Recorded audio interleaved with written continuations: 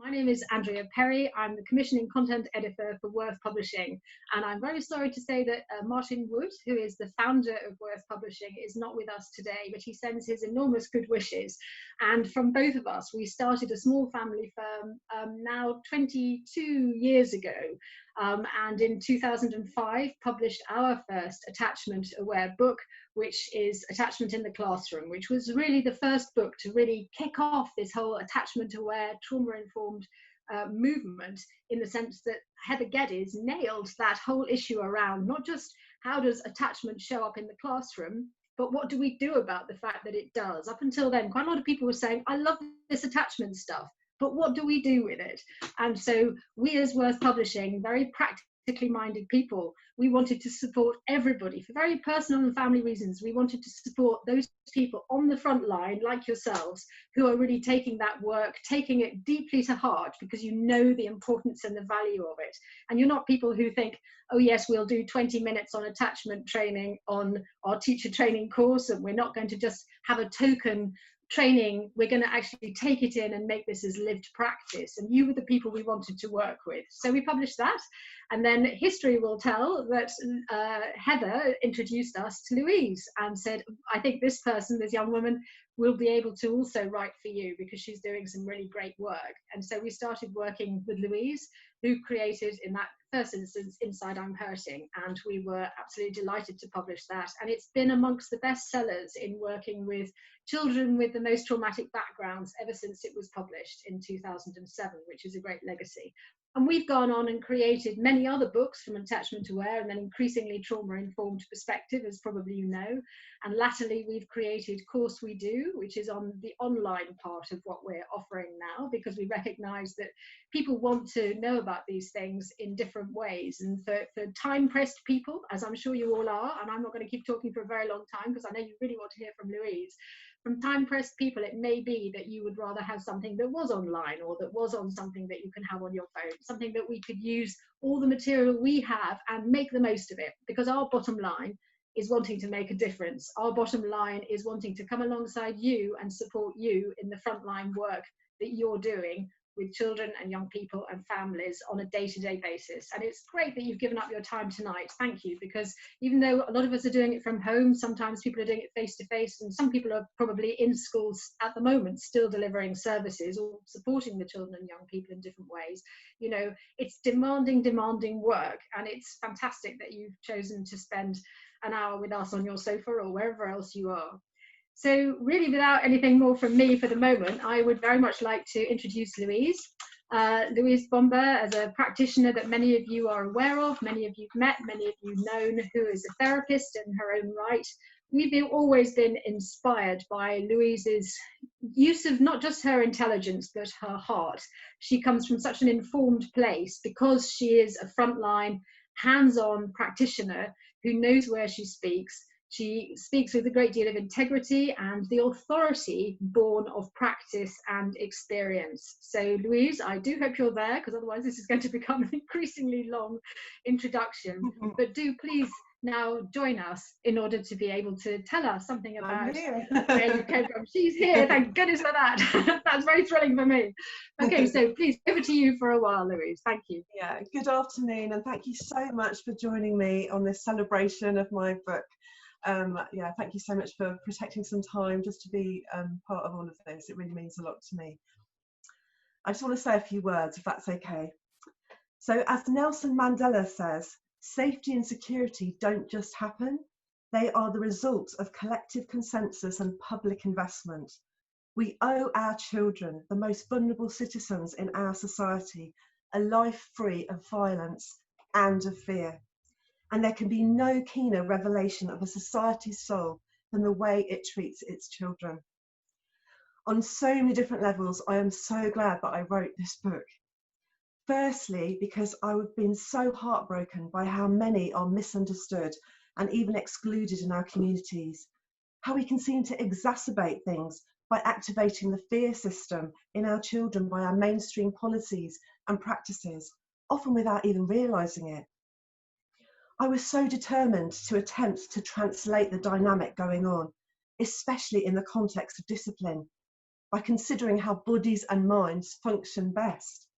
I reckoned that if I could make this knowledge more widely available, then maybe, just maybe, it might impact policy and then go on to reduce exclusions.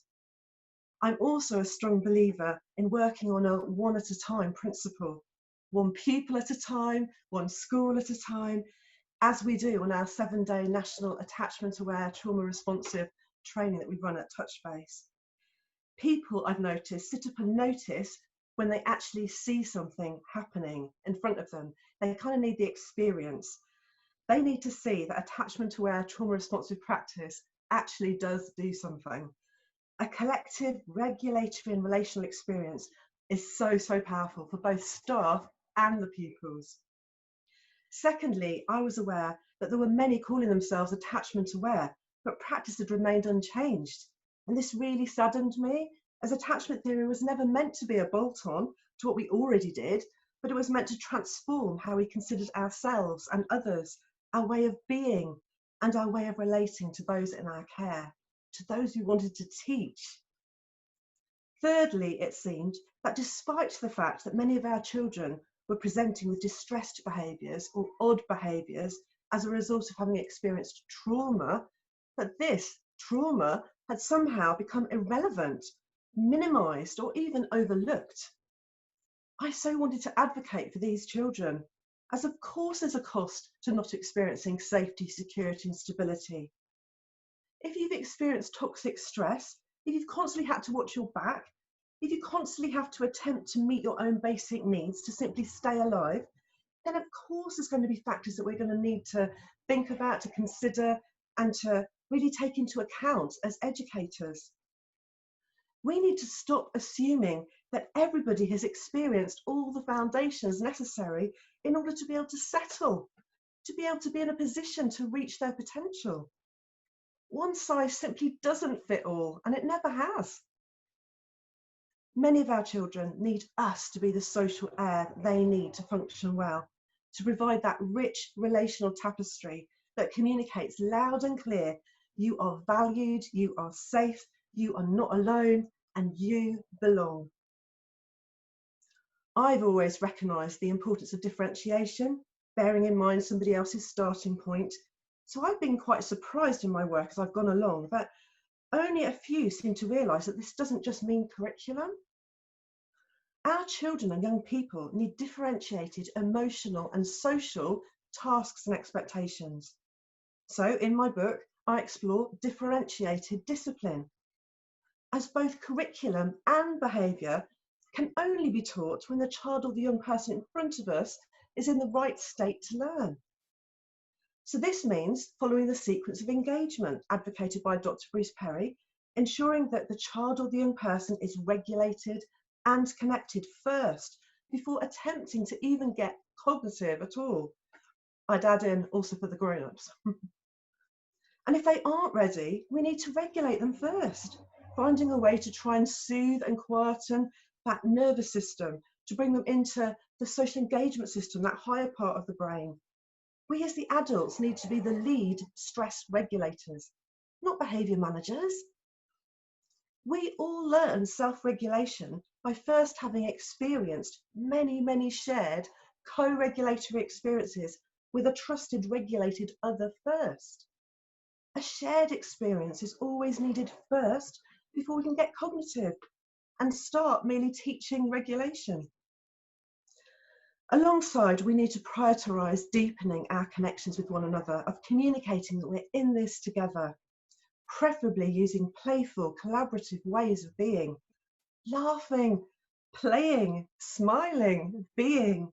And Theraplay and DDP-informed practice offer us so much in how to relate to all, even if they've experienced attachment disruptions and inadequacies previously.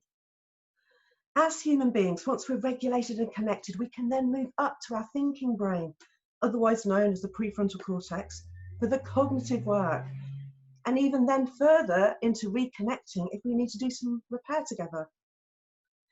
The bottom-up approach that's advocated by Bruce Perry and other experts in this field is all about the way that we respect the way that we are made as human beings, the way we function best. The brain actually develops from the bottom up. So surely our ways of being and our interventions too need to be in that order. In our mainstream education systems, however, we tend to use a top-down approach.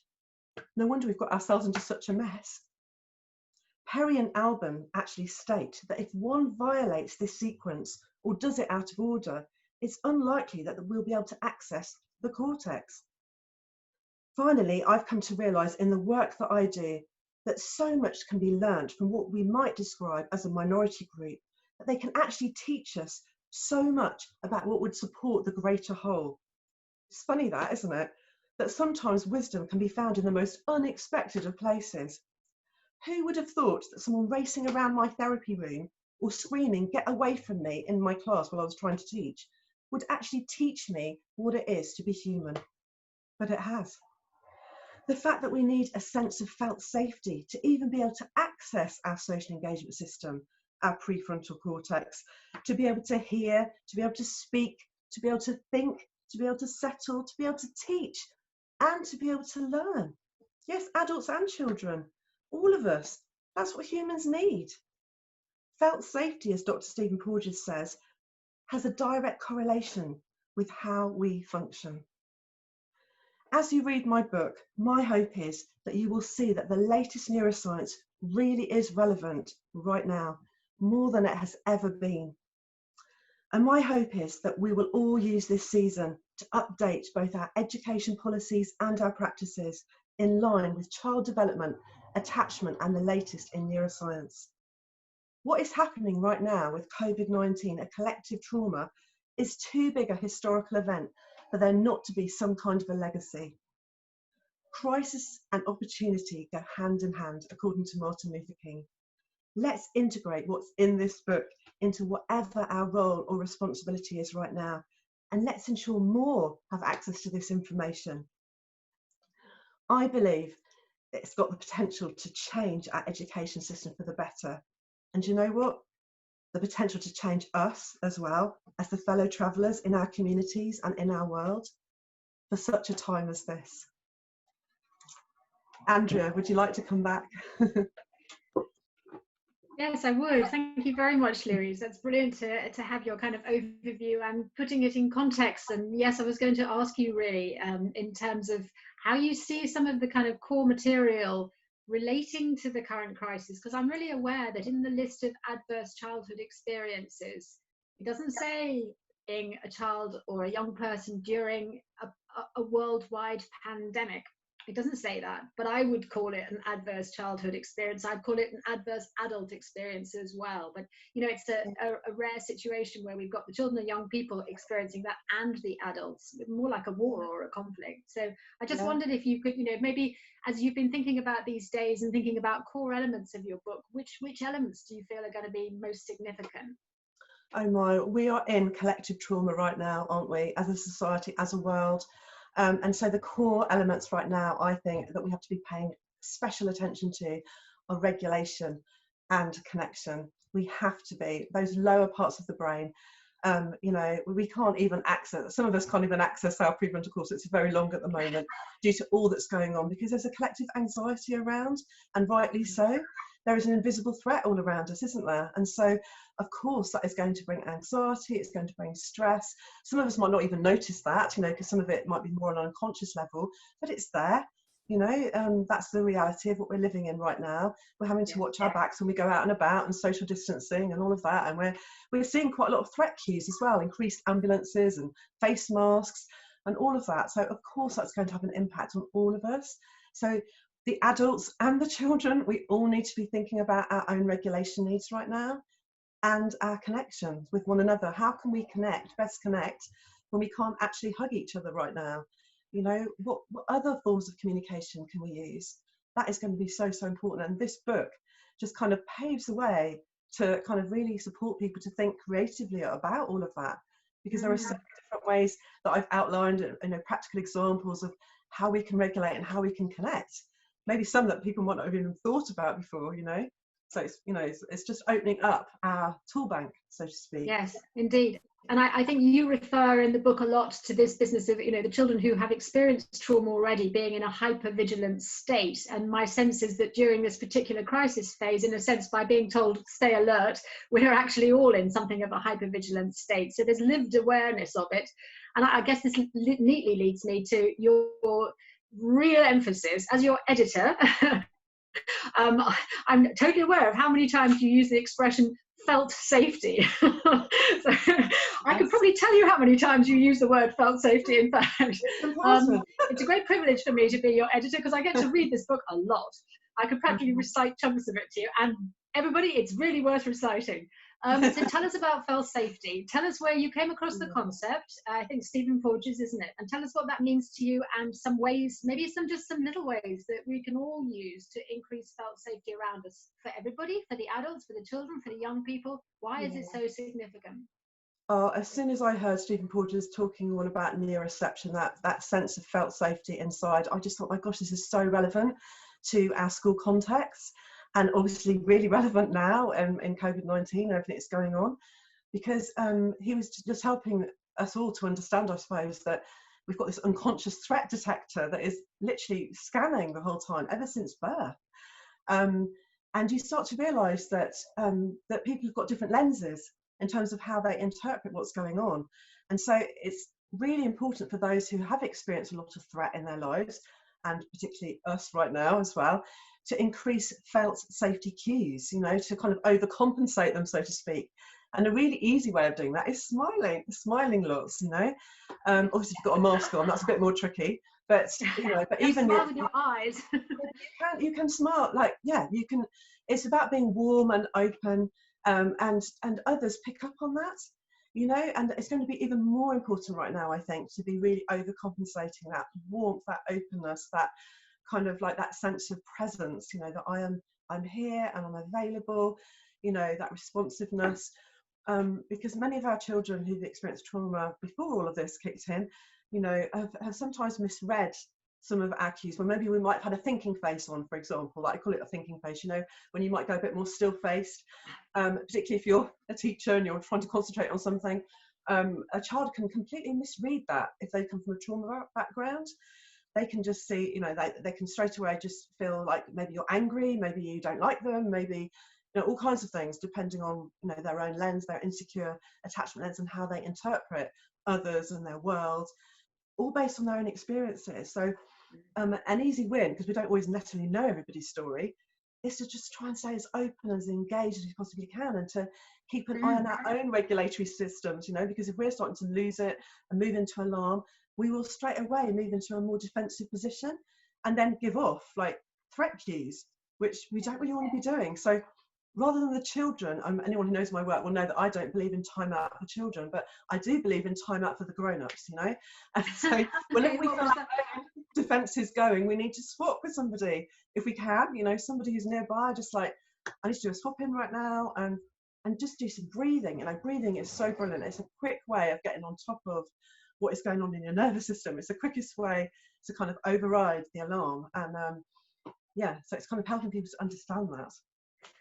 Yes, that's very interesting, and I'm really glad you're stressing the need for us as adults to take care of ourselves first. And I'm guessing that many people across the world now and across this country have had that experience of our concentration being really affected by the ongoing day-by-day trauma of what people have been living through, and that sense of being scattered and concentrated, how hard it is just to get down to typing an email. And then if we multiply that, knowing what we do about regulation for a child who hasn't got the strategies we have, who has to come into school day by day with that scattered sense, not just from the COVID thing, but from all the other adverse childhood experiences. Perhaps we're having more of a lived taste of what those children are experiencing when we're trying to get them to settle to learn. Yeah, absolutely. For them, it's on a greater scale, I think, than we can even get our heads around. You know, but we're having a little taster of what it might be like to be hypervigilant and to be seeing what's going on in our nervous systems, for example. But oh my gosh, how difficult it must be if you're living day in, day out like that, and also being misinterpreted. You know, people not understanding why you're in the wrong place at the wrong time, or why you're like pacing the corridors, or why you might need to go and have a snack, or why you might need to go into the toilet and shut yourself in the cubicle for a bit, you know, to have a bit of downtime. You know, lots of people are not necessarily understanding some of that. All those Mm. got the tummy aches, you know, and the headaches constantly, and us just thinking, you know, you're just a time waster, you know, get back to class, when actually maybe their nervous system's trying to tell us something, maybe the body is trying to tell us something of what is going on for them, you know, in their nervous systems. And I think we need to take this seriously. Now we've had a taster of it, it's like, oh my gosh, I know for myself, my own breathing has been compromised, you know, right at the beginning of all of this. I found myself with real, you know, tight chest, and finding myself with a few aches and pains, you know, which I hadn't had before. And you know, and I've heard my friends saying that too, and it's just like, oh my gosh, you know, to be a child that's walking around with this, you know, how we need to be able to try and communicate acceptance. We need to be curious about what this is, rather than straight away evaluating, thinking you must be trying to waste time, you know, get back to, you know. And I think that's very interesting as well, because in a way that taps us into the whole thing around zero tolerance policies when you're talking about which side of the corridor to walk on and so forth. And I just wondered what you thought about, you know, there is a real zero tolerance movement out there. It's a bit like two kind of equal and, well, I don't know about equal and opposite, but anyway, a wave of zero tolerance policies that some people really, really profoundly believe in. And I just wonder, what do you think, without getting political, and there's no blame attribution in this, but it's like, what do you think that is a manifestation of? Where does that urge for zero tolerance come from? Anxiety. Yeah, well, there's a lot of anxiety. In fact, I would even say that our schools are traumatized in terms of the systems that we run. You know, as education staff, we are evaluated left, right, and centre. We have massive classes to try and help, and it's just got unmanageable. I think anxiety has risen and risen and risen.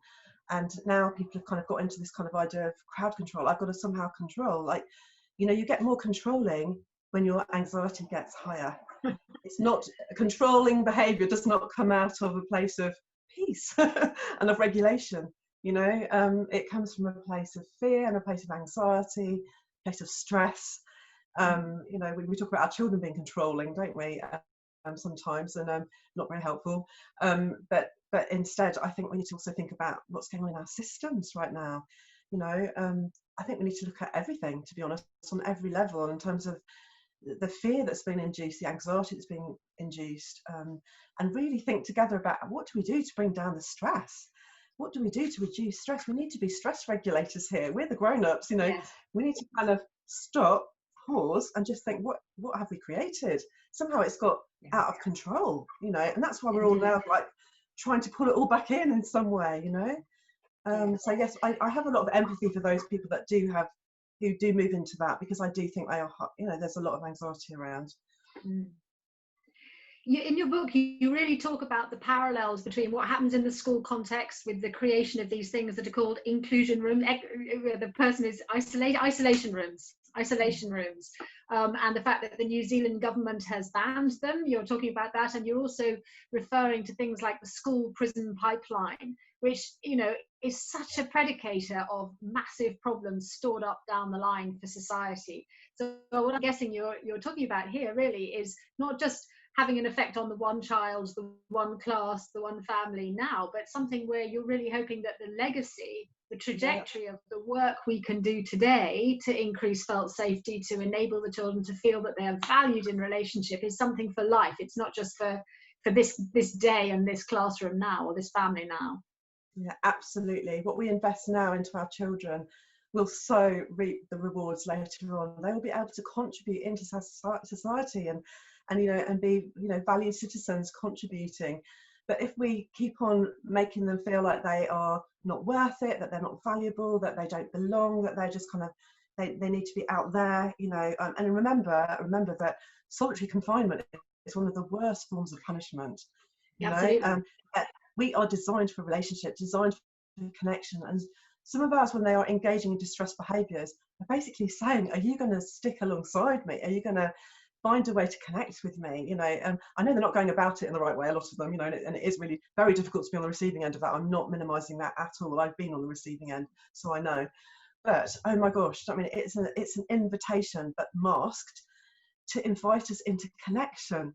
You know, we need to connect with one another as human beings, and our children, young people, however distressed they are, whatever they are doing in their behaviours, we as the adults need to find a way to connect with them, because it's the connection that's going to help them with functioning, with being healthy in their bodies and in their minds. And if we want healthy behaviours, we so need to go where, you know, where the health is, which is through connection. That is our vehicle to bring health, isn't it?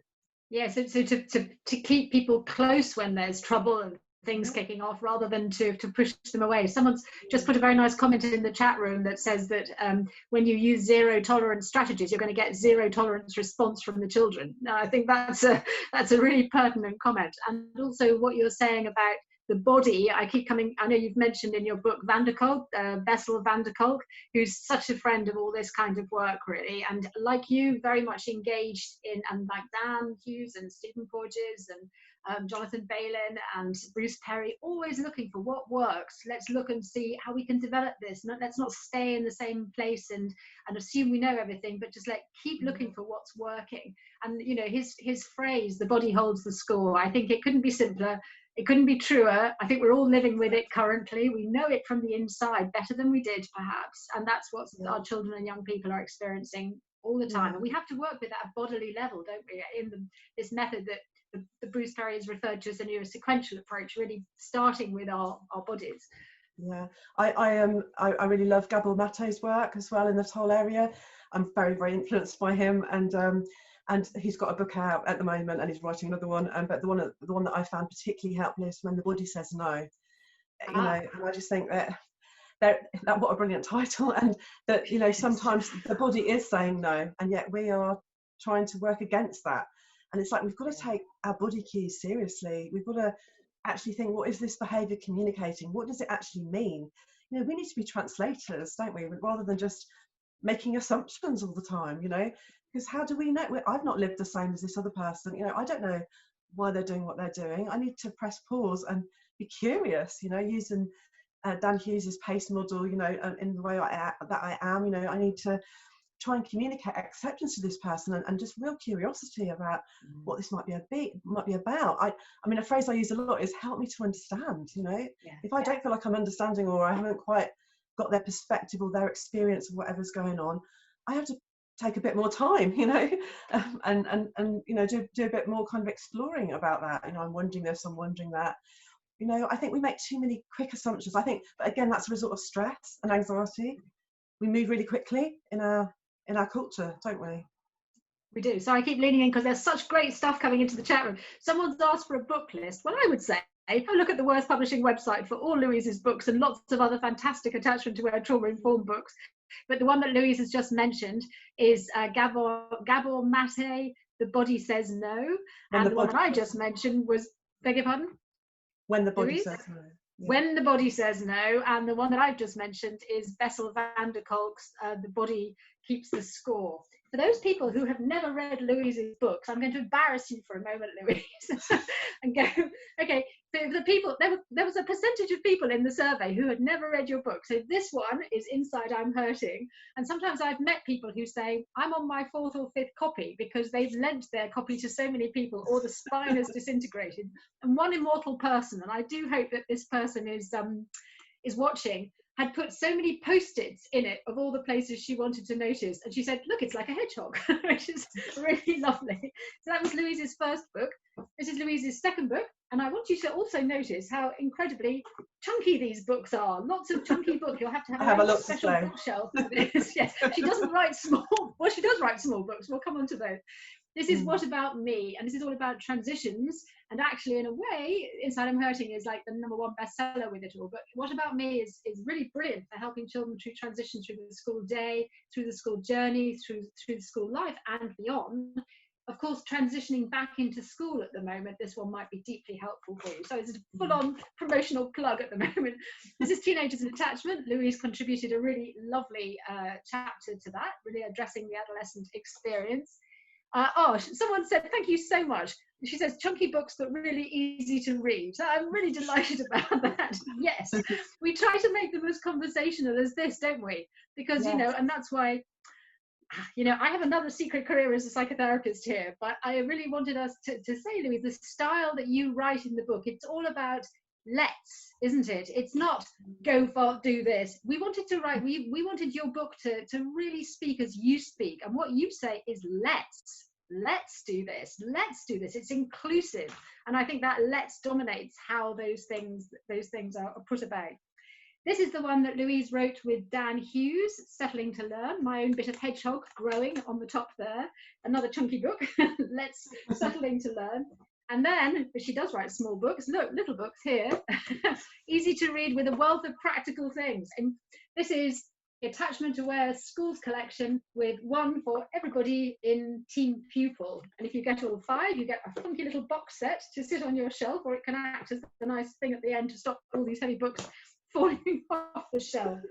And I am so proud to be able to say, we haven't finished your questions yet, Louise, but I just want to show people, ta-da, this is Louise's book. Here we are, and this is the new book, Know Me to Teach Me, and we'll hear more about the subtitle a bit later on, because we want to show you something magical a little bit later, but Know Me to Teach Me. This is Louise's new book, and as somebody said yesterday when they saw the cover, I think this was Nicole, who was helping us earlier on, she said how lovely it is that this little guy is right in the middle of the circle. The child, the pupil, is right in the center of everything that we do. So that's really, really so important. So one of the things that characterizes a couple of the books, Louise, and indeed this one, is how much evidence you have in there. There is the voice of the child, there's the voice of the young person, there's the voice of teaching staff, there's the voice of your attachment leads who are out there training others and really being a focal point for attachment-aware, trauma-informed practice, trauma-responsive practice. There's the voice of head teachers. There's also, and I want to say a personal thank you to them, and you may wish to as well, we'll come to thank yous in a moment, but to Nikki Murray. Hello, Nikki Murray, if you're there, from Scotland. Nikki Murray? No, maybe soon. The Nikki Murray being a head teacher in Scotland, whom Louise met a while back. I'm sure you'll speak about him. Lots of instances of what he's been doing as well. And also, he wrote the foreword for us very kindly. And then Kim Golding also. Hello, Kim, if you're there. The wonderful Kim Golding from the DDP network, who also wrote for us. And we're extremely grateful that you were kind enough to want to introduce this book for us. But all that evidence, Louise, from all those people, please talk to us a bit about why was it so important for you to include so many voices in your book? It just feels as time goes on, we need to be giving the examples, like more and more examples, more and more evidence. And we've got so many people out there now doing this work. You know, I train all around the country, you know, every week, well, pre-COVID. I used to travel everywhere, and I just meet these amazing people who are like literally just going out of their way to be as inclusive as they possibly can, and actually will tell me like case studies, you know, like they were like this, and then have this is their background, and then this is what happened. We just did this, and oh my gosh. And I just feel like we need to capture that, because those people who are making, you know, policy decisions, you know, education ministers and shadow education ministers, they need to know some of this evidence that's out there. Now, I know that I'm not a researcher, I'm not somebody who's going to be putting it in a scholarly document, but somebody who hopefully will. But there's a lot out there, you know, to capture this movement, this inclusive movement. And so, yes, all the way through the book, there is evidence from very strategic people. Right at the beginning, we start off with someone who's a virtual head, and all the way through, you know, to teach this as mentors, support staff, you know, someone who's a midday supervisor, whoever is out there working with children and young people, they see the difference, and they wanted to tell their story. So I needed to give them some space in this book, you know, to be able to say that. And then I wanted to also give the children a voice, because sometimes we kind of overlook, you know, we just try and imagine how they might feel. But they say themselves, you know, that this is what I need, this is what a lot of them are talking about stress. I feel stressed. My teacher doesn't understand that I'm stressed. And you know, it's just like, so I feel like we need to be their voice, you know. Yes. So can I just read some of those ones, because I think they're very salutary. This is one of the double page spread that I'm going to read to you, because this is I'm going to read to you. You can all sit back. I just read. Are you all sitting comfortably? So the voice of the child. This is so salutary, and these are things that Louise has collected as real life voices from the children.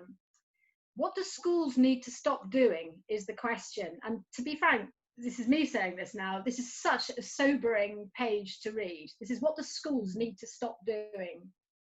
So these are children's voices. These are really, truly children's voices. No hurting in schools. Don't tell us off straight away in front of others.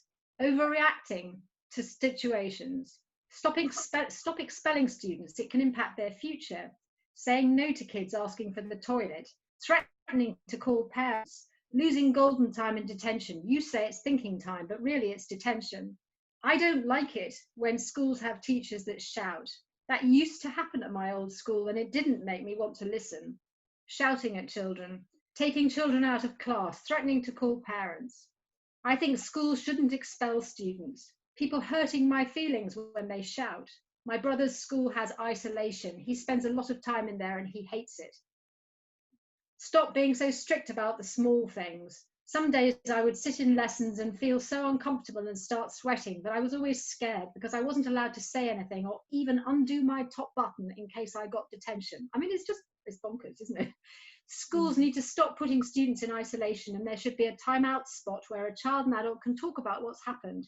Isolation can make students feel they've done something really bad and they need to be given time to hear their story. And someone is saying down there, that sounds like our school. It's just tragic, isn't it? There's children are going daily and fearing that. And ironically, we know, and I know that Kim Golding has spoken about this elsewhere, Kim Golding from the DDP network, that some children are actually so scared of going to school and having these restrictions, they're actually preferring this time at home.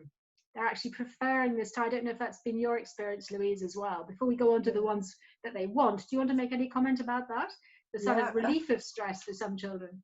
Yeah, exactly. They're getting less stress, they're getting more adult attention, and so many of them need that attention. We talk about attention seeking when actually it's attention needing, because they've had such difficulties in their early years that of course they're going to need connection. You know, we all do as humans, and they're just lapping it up, you know, some of them.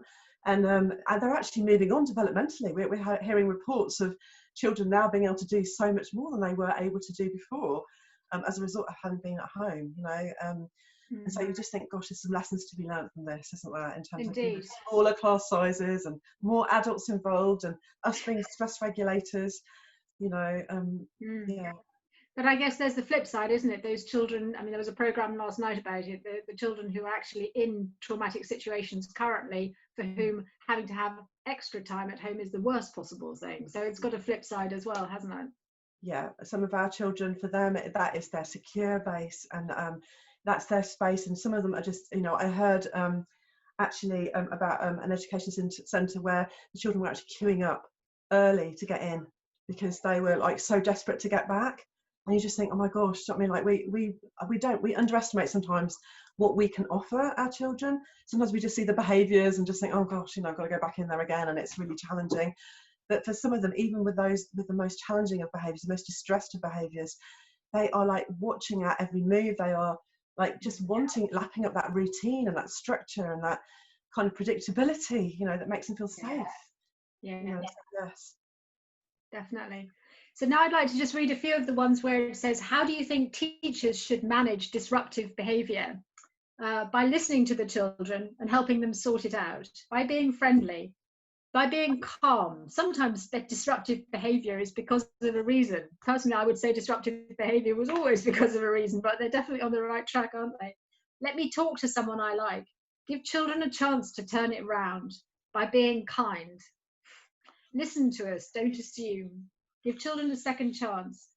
I think it should be like it is at my school, where teachers talk to you and actually find out what happened and why. They help you calm down, and then they help you get better. They help you fix what you've done wrong. Wow. It's really lovely, isn't it? It's really good that some of the students are having that kind of perspective, really. That's really great.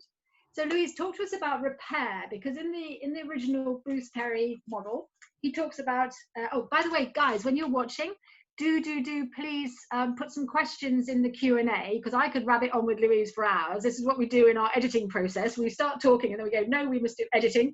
Then we go back to talking again. Please do put some questions in the Q&A, because then I will put those questions to Louise in a moment. You're doing brilliant. I mean, it's lovely seeing all that chat coming up, and there's wonderful exchanges going on between you. But please put stuff in the Q&A if you would like me to put a specific question to Louise, because it'd be easier for me to locate that. Thank you very much. So yeah, Louise, repair. Talk to us about repair, because the original 3-level neurosequential model is regulate and relate and reason, but you're adding in repair. Talk to us about repair. Yeah, because in the book I talk quite a lot about discipline and how we teach behaviour, and that discipline actually means, the original meaning is to teach. And so if we're actually involving ourselves with thinking about discipline, then quite often there's a rupture in the relationship when we're having to sort things out. And our children really need that kind of like, they need to be able to circle back in and have that reconnection with us. And so it felt really important to bring repair in, to have a whole chapter on repair and how that can look. And it's not, by the way, long confessionals. It's not about all of that. It's more about reconnecting with one another and how we can reconnect, you know, just different creative ways of reconnecting. And just helping people, I suppose, to understand that there's an order to that as well. Because sometimes we're just like, you know, put it right, you need to put it right now. And maybe they're not in the right state now to put it right, but maybe a bit later on, when we've gone through the cycle again of regulate, relates, and a bit of reason again, we might be then ready for some repair. So it's a lot of this is kind of like circling around, you know. I mean, some of the children I work with, we'd have to circle around every 10-15 minutes sometimes, you know. It's not necessarily, you know, I think we need to follow this on lots of different levels, you know, at class level, at school level, but also individually. And some are going to need to go around it a bit more frequently than others. But we all need that opportunity, I think, to kind of like know that we can reconnect. Because when things are just left, you know, it's just like left unresolved. It can kind of get suppressed, it can get buried.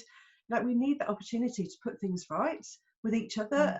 And I put throughout the book, don't I, about the fact that we must never let anything get in the way of relationship, you know, even behaviour, you know, like even the most, I don't know, most distressing and challenging behaviour for me that I might just be finding so difficult to manage, you know, I cannot let that, I cannot afford to let that get in the way of my relationship with the child, because relationships should always be treated as first priority.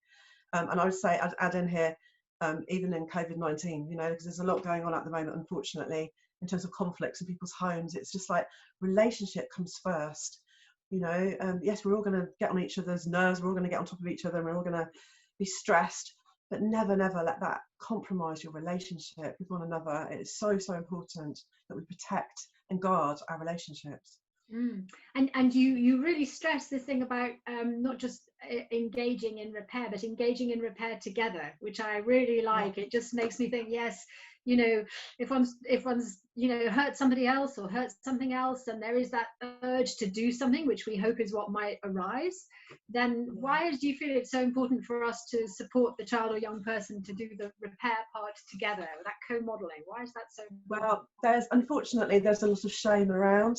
And so as soon as you do things together, it takes down the shame. So not only can you be a stress regulator, you can be a shame regulator by getting alongside somebody.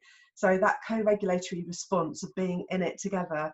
So us together putting the classroom back, you know, that's just been trashed, or us together, you know, watering the plants, you know, for Miss Cole, because we were, you know, this child was rude to Miss Cole. You know, it just takes down the shame, and it gives them a breather, so to speak, to be able to actually learn something from this, to kind of use it as an educational opportunity. If there's shame in the mix, unfortunately they've just become dysregulated again, you know. So we've got to really keep an eye on shame and stress levels. We need to, you know, just kind of try and extend slowly but surely that window of engagement, that window where they can actually hear us and can actually learn. And for some it's quite limited, you know. Well, they'll quickly get dysregulated again. And so it needs to be our golden nugget, you know, that we drop in at that moment when we've got their full intention, when we've got their social engagement system, even if it's just for a few minutes, you know. We need to be strategic here, you know, and try and get our teaching points in at the right possible moments. And I just think, what an amazing opportunity for learning when we repair together. That is teaching such an important lesson for life, isn't it? Well, I think it's also, by the sound of it, it's also kind of teaching the fact that it's not something to be ashamed of, that you have to do repair, because the adult is entering into that with humility. The adult's not feeling embarrassed that they've got to go and do those things. The adult's saying, no, this is a genuine feeling that you want to make some repair. I'm here with you. And what a great modelling, so that they don't feel shamed in that. They feel we've got to be very supported to do that thing. We've got to be very careful in the school context about the power imbalance. and sometimes without even realizing it, just because you are seen as the more powerful one, as in your teacher status or as a senior manager, for example, that can straight away escalate shame. And yeah, we need to be communicating that we're all humans and we all make mistakes and we can put things right. Let's find a way together to put this right, and be quite matter of fact about it, to be honest. And some of the children I work with, I have to say, don't have that feeling of like feeling anything towards anybody else. But I've noticed that if I get alongside and I kind of show empathy, that it's catching, that it's contagious. That if you've also got no empathy, like give them empathy, and then they seem to kind of start being topped up, and then they start to be able to give it away. So oh, no. That strikes me. That's a new book, Louise. Empathy is contagious. We'll have to go on to that one. That'll be the next one along. Actually, it's dangerous saying things like that to Louise, because she'll be going, yes, right. Let me write a book about empathy being contagious. Lovely. Can I just go quickly? I'm going to have to peer into the screen, guys. Sorry about this. Mirror neurons. Thank you very much. Yes, maybe it's about mirror neurons. Good plan. That's good plan. Okay. So somebody says, I love how clear you are that we need to start with the grown-ups. Louise, can I just say we've got quite a few questions and very little time, and I know we've got some thank yous to do, so just gonna have to just one-liners, okay? I know other colleagues can find it a hard message to be open to in terms of let's start with the grown-ups. So can you give your kind of top tips from how to engage adults who are really only at the bottom of the first rung of the journey of this? How do you help them to get engaged in a non-threatening way, but recognizing where they're at? Short answers. I remind them of the aeroplane. When we get on an aeroplane, you have to put your own oxygen masks on first before you put them on anybody else. There you go. I've said it in a nutshell. That was brief. Okay, let's go with that for the while. So metaphors around oxygen masks. Okay, lovely. The next one is, how would you suggest we rebuild the relationship when, because of, it says, so much of my learning mentor work is via Teams sessions with children, so there's no ability to have physical contact or body language. Any suggestions to help really rebuilding relationship when the lot of contact is through the screen? Play. Be really playful. You can, through the screen, go and find me your favorite drink and bring it back to me. You can go and find me this, go and find me that. You can do all kinds of games online. So have a look at Theraplay and think about maybe using some of their ideas. Get yourself trained in Theraplay, even better. So you kind of know the ways of being, because don't let the screen put you off, because you can be really playful on a screen. So yes. Yeah. And playfulness brings the natural engagement. I'm sure that mirror neurons fire, because I find myself aching. Your face is smiling a lot. My face is beginning to ache here. So maybe mirror neurons are firing as well. So being creative and playful with the screen. Someone asks if this is being recorded. Yes, you'll be able to see it on YouTube. Louise, you're talking about circling around. And I think I just wanted to, while you're talking about it, I wanted to stress that this design is absolutely deliberate. And that Louise wanted the sequence of the 4 stages here, because you might need to circle back and circle forward again. Do you just want to say again a couple of lines about why that circle is so important to you? Because a lot of the book, you'll see there's a whole chapter on attunement. We need to be watching and waiting and wondering about the child that's in front of us. We can't just kind of like apply something to somebody. We need to actually be seeing how they are responding to how we are being, how we are intervening, for example.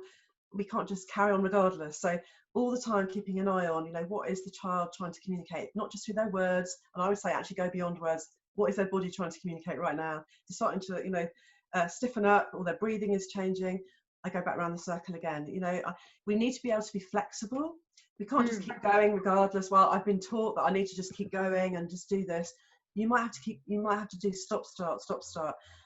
That we're complex as human beings. It's not just a linear process, No. The circle kind of sums it up. The fact that we need to kind of move around, or we might have to go backwards a little bit and then back. We're complex as human beings. And this really comes back to that core skill that you emphasize beautifully in the book about attunement, and also how we can improve our skills at attunement, because that's about finding what state the child's in and recognizing it can change. Yes. We're aware too, moment by moment by moment, and that is such attention focus. You also stress this work is exhausting and the need for people to take breaks and look after themselves. Okay, just a couple more, I'm afraid, from the time perspective. Somebody says, how do we make sure that a child who is bullying, even though we know that that's coming from a traumatized perspective, how do we protect the child who's being bullied as well as work with the person doing the bullying? Yeah, we have got a safeguarding responsibility. Yeah, so we do need to be thinking about both sets of people here. So I would be just trying to build up a relationship with both, but individually with different key adults, not the same one. I do think we need to be using PACE here, and also obviously, well, our first port of call is obviously keeping children safe. That will always be our, that always has to come first, particularly if they're being physically harmed or emotionally harmed, which is what you're implying by bullying. We need to take that very, very seriously. So I would also be saying that both children need to be attended to as equals in a way. Sometimes it's kind of like one can get more attention than the other, and it's just like we actually need to give each a key adult of their own to process this and to explore this. So it's about attention, quality attention, and really understanding what is going on here, and maybe even asking for expert specialist support from a therapist, from a clinical psychologist, to come in and get involved and to be alongside you, to involve you in that dyadic developmental practice, for example. Excellent. Thank you very much. I'm so sorry. Time is really, really running out here. And there's a couple of people saying, we'd really like this to go on longer, but I know we have to kind of stop around 5, which is a great shame, but we'll do as quickly as we can. Maybe just one question. You talked about the key adult, and this is obviously something you'd stress since Inside I'm Hurting, but a couple of questions coming in here about what happens if a child really forms an attachment to somebody else? Does the role of the adult change then to support that other person? Because obviously the child's attachments are very important. I think it depends on the age, and it depends on what's going on developmentally. So that's a bit of a difficult question to answer just really quickly. Yes. But I would be curious about why they're not formed an attachment with the other person, I suppose. And sometimes it's a name on a piece of paper, and you've just been allocated, and you haven't necessarily had any time to engage with them or even get to know them. I know of children who will just say, somebody's just turned up and they've suddenly started sitting next to me. I mean, why are they there? They'll say to me in the therapy room, I have no idea who this person is. They follow me even to the toilet, and it's as if nobody's actually explained their role, their responsibility, or even given them any kind of playful experience with them. So there's all of that to take into account as well. So it's not a quick answer, I'm afraid. No, okay. So Louise's training is available all across the country, you'll be pleased to hear. Louise does other webinars. Louise, several people are saying, can we do some more of this? Maybe in a few weeks' time, we could have another webinar when people have had some time to read the book. So would you be up for that? Because we'd be up for that for sure. Great. Yeah. So there you go, guys. We can come back and do some more. We'll have not exactly a second book launch. You'll have to bring your own Prosecco for the next one. But we'll do a second one, maybe in a few weeks' time. You all have to buy the book, and then we can come back and talk about it. That would be really marvelous. So Louise, I think we've got some few minutes left for the while.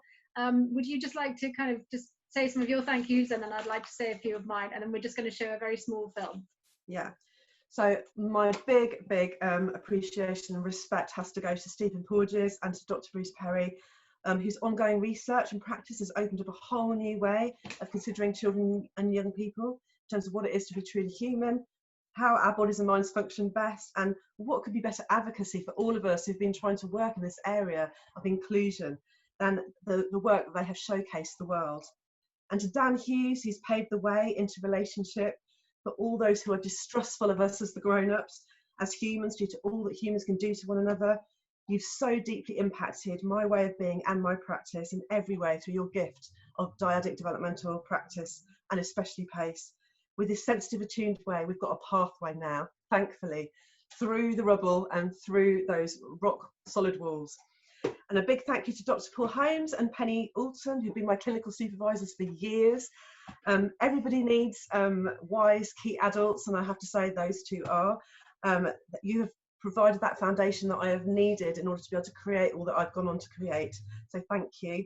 And to two people that I especially respect, Dr. Kim Golding and Nikki Murray, thank you so much for all you wrote at the beginning of the book. It really does mean a lot to me, it really does. And to my colleagues and friends in this specialist area of work, Dr. Mackenzie Plant, Dr. Vivian Norris, Fiona Peacock, Joe Williams, Louis Kennedy, Kate Miller, Dr. Karen Treisman, and Dr. James McTaggart, and all of my team at Touchbase, especially those in the room, where I'm the director. All of you are just so committed to recovery through therapy, Seguridad, community projects and training. I couldn't have done this without you. And to all our national attachment leads and their pupils across the UK, thank you so much for your contributions. They've really made the book come alive. And to Plot 22, Stone and Bakehouse and Brighton and Hove Table Tennis Club, whose work is so necessary and valued by so many who are excluded. Thank you so much for all you do and for your input into this book. And to the children, young adults, parents, carers and supporting professionals I've had the privilege to journey alongside. You have taught me so much, and I really hope this book makes the journey a little bit easier. To my wonderful editor, Andrea, and my friend, we have worked hours on this book, and I'm so glad that we did, Andrea. Thank you for believing in me and for all that I believe in. And thanks also to Anna and Alice for your illustrations and your design, and to Martin behind the scenes at Worth Publishing for all your encouragement. And finally, to my husband, John, who always supports me. A saint. My funny little ways and all my antisocial hours when I'm writing.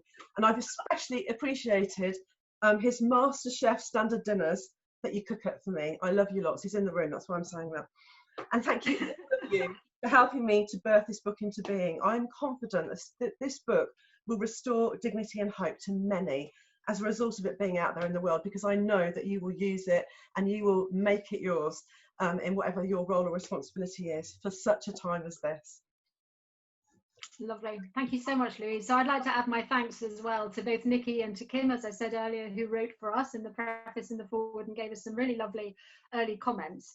I'd like to thank John, Louise's husband, for being super supportive. John is the one who's got the Prosecco in his hands. I have to say, it's mine, because this is a book launch, and book launches are not book launches unless they've got Prosecco in them, are they? So I'm going to very dangerously do this while I'm speaking. Well, you've got yours. Yes. Are you going to do a countdown? And whilst I'm doing this dangerously, I'm also going to say thank you to Martin Wood, because Martin Wood is the founder. Hey, that was quiet. Look, Martin Wood is the founder of Worth Publishing, and he created this. And you know, we really have to thank him for the amazing work that he does behind the scenes and for believing in the entire process and giving so much leeway to everybody who works for it. I'd like to thank Anna Murphy, who is responsible for the design for all of the Worth Publishing books and is just a treasure to have, and I think you'll agree, a treasure to work with. I'd like to thank Molly, her daughter, who gave us the little dogs at Louise's request. And also to Maisie and Winston, who are the key animals in Louise and John's life. I'm very sorry they didn't make an appearance. And to Lucy and Nicole, who helped us today. Lucy Walton from Course We Do, and Nicole Schnackenberg from the Reach Out Educational Psychologist, who is my wonderful Zoom mentor. So thank you very much. So we would like to say cheers for the book. Here is the official launch of the book, which is great. But I would like to now just finish. Cheers, cheers, cheers, cheers. Clink, clink. But thank you very much all indeed. Louise, thank you for your time, and we'll send you all an invitation for a month's time. Yes. Thank you so much. Take care of yourselves. Thank you so much, everybody. Yes. Cheers. Bye. Bye. Bye. Bye. Bye. Bye.